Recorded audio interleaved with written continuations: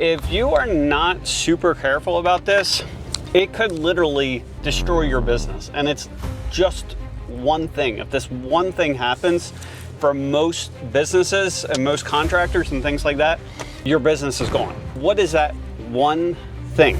The one thing is the key man risk.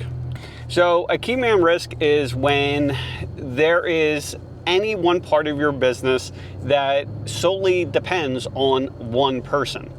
So in most cases, for most contractors, especially when you're just getting started out, or even if you've been in business for several years, is that the owner is the one that's answering the phone calls, the emails, they're going out to estimates. A lot of times you're installing and things like that.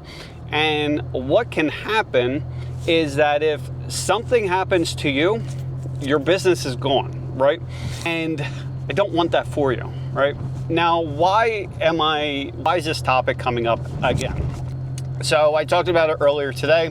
I went to the chiropractor guy, sports medicine chiropractor guy, and because my knee's jacked up because I went and played pickleball, right?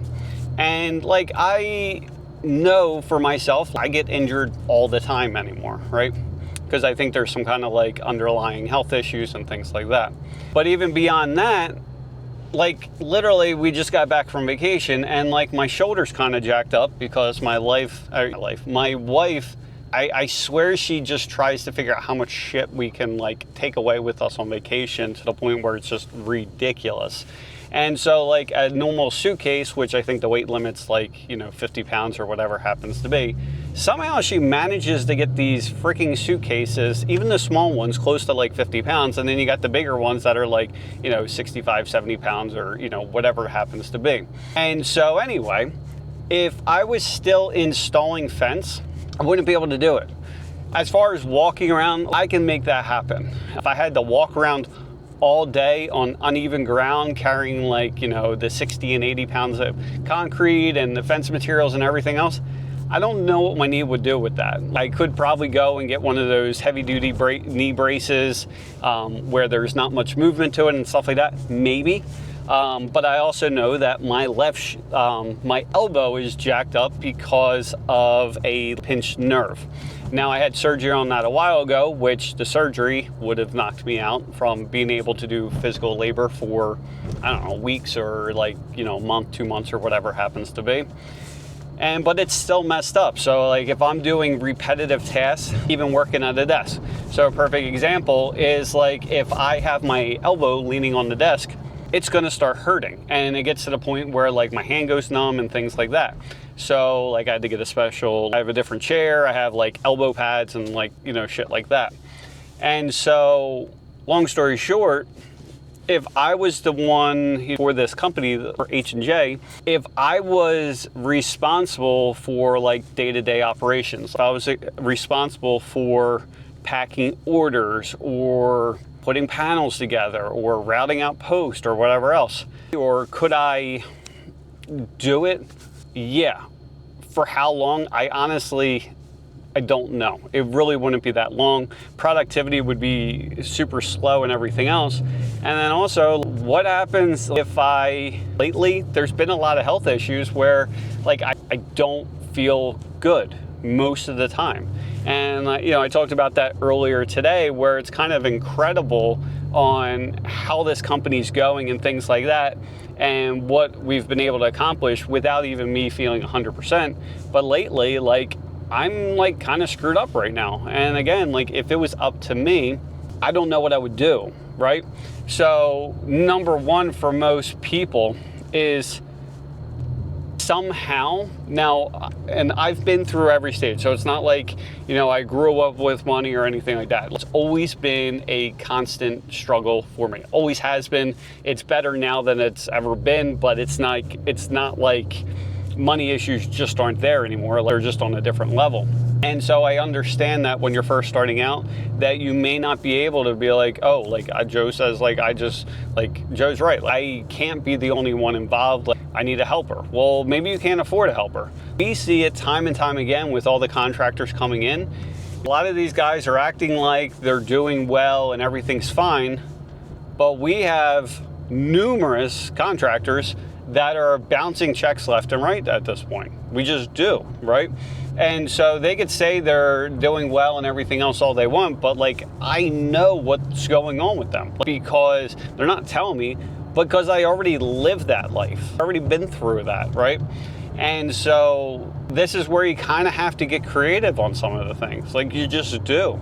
Number one, what I tell most people is, if at all possible, especially in the beginning, just go to subs. When you start your business, if you're watching this and you are just starting out, don't even hire an employee. Just go right to subs, like immediately. And the reason for that is because there's no out-of-pocket cost for you until they actually are doing work for you.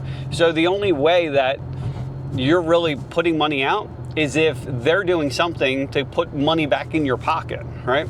So that's number one. And also going back into that point, is that most, even myself, my intentions are there, but as a leader, I'm nowhere near where I think I should be.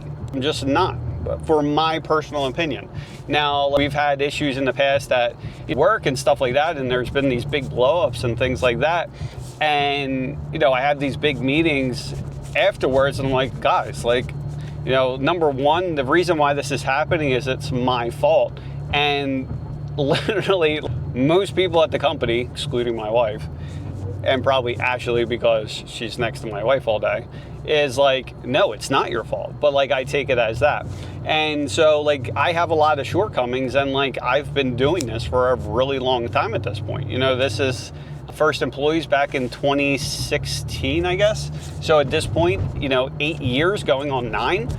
And so I have a lot of experience with this kind of stuff, and I'm still not great at it. And honestly, like, I don't want to be that great at it. That's where I'm really trying to get, like, this one person in particular, hopefully he's watching these videos.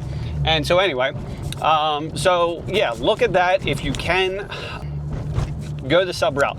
Are they more expensive than employees? 100%. But also realize that, again, there's no out-of-pocket cost until they are producing work for you. Whereas an employee, a lot of times they don't know what they're doing, so you got to train them. And then a lot of times you're babysitting them. And then a lot of times, like, you're paying for them even though they're really not doing anything. Maybe you don't have any work scheduled that day, or maybe you only have 2 hours worth of work, and then you're paying them for 8, or whatever it happens to be. Plus there's like issues with showing up, attendance, and like all these kinds of issues. And so, number one, again, if you're just starting out, start with a sub, in my opinion, because then your only job at that point is really getting leads, selling customers, right? And at this point, if I have a broken foot, elbow, whatever, as long as I can drive my car, and even at that point, even if I couldn't drive my car, I'd get someone else to drive me, I'd freaking take an Uber. And as long as I can open up my mouth, I could probably sell a fence, right? Whereas if I had those health issues, I can't install, right? So you're kind of stuck at ground zero. For the guys that are already established and you have your own employees and things like that, just realize that, and if you don't want to use a sub, just realize that all the issues that you have with your employees, a lot of them can be removed with a subcontractor. Now, that being said, a sub is not the end-all be-all to everything. It's like anything else. It's the same as an employee. You have to find a good sub in order to have good quality work and them showing up and all that kind of stuff. That being said, in my opinion, it's easier to find them, especially in today's economy. So I would definitely be looking into that if that were me, right?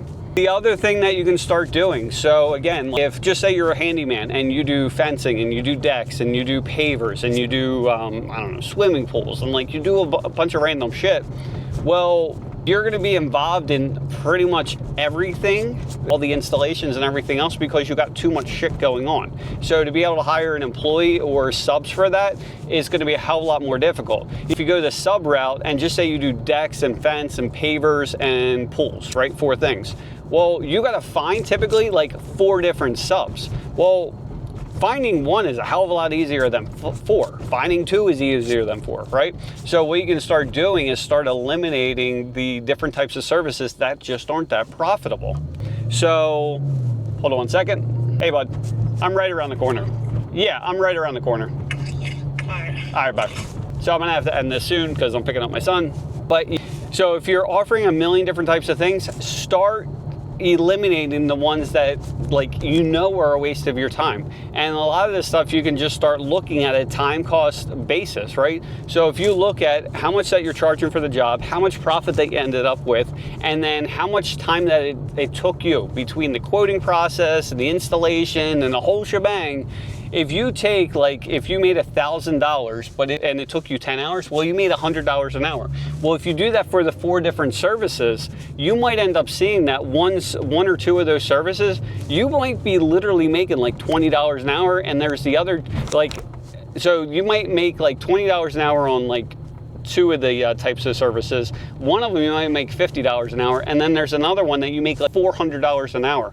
And you're probably going to be shocked to start seeing that stuff. And the one that you're making the $400 per hour, that's the one you really can start subbing out, because that's where you can start making some serious money. Because imagine if that's the only type of work that you did, is you were only doing those $400 per hour jobs. Imagine how much more that you could be making per day if you were just doing that. And then once you have the subs involved, now all you're doing is selling the job, you're having someone else installing it, and your life is so much better. So those are the 2 main things that I would personally do and I would be looking at. And if you don't have enough of that type of work, so the ideal type of situation that you're looking for, say it's for decks or pavers or whatever it happens to be, well, start making video content on it. And I have plenty of videos about that. Just watch them. There's probably a link somewhere around here. Have a great day. Talk to you. Bye.